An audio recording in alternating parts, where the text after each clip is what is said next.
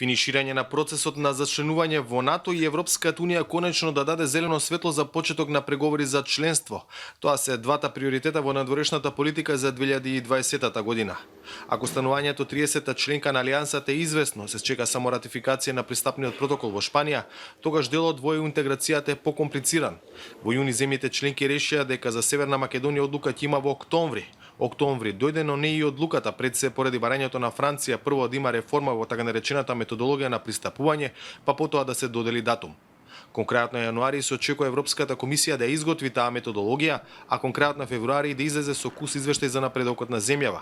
Но има и други елементи што Македонија треба да ги заврши за да ги убеди скептичните членки, Франција и Холандија, да гласаат за почеток на преговори. Во следниве неколку месеци фокусот на ова министерство ќе биде ЕУ. Ќе продолжиме да правиме да е што потешко, да нема одлука и да ни се каже не. Ќе ни помогне многу доколку политичките сили што имаат пратеници во собранието најдат цели и визија во интерес на државата е, во интерес на народот е, да се донесе законот за јавно обвинителство, што ќе го зајакне што ќе ја зајакне многу нашата кандидатура. Важно ќе биде да има и чекори на имплементација, да продолжат да се работи на актуелните судски процеси.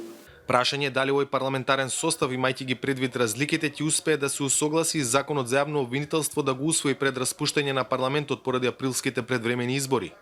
Унијата исто така ќе го мониторира изборниот процес за кој, како што се очекува секоја земја кандидатка, треба да се спроведе во демократски услови. За ова прашање денеска разговарале шефот на државата и собранискиот спикер. Пендаровски и Џафери се согласиле дека потврда за демократскиот капацитет на земјата треба да биде спроведување на предвремени парламентарни избори во фер и демократска атмосфера. За Гласот на Америка, од Скопје, Владимир Мирчевски.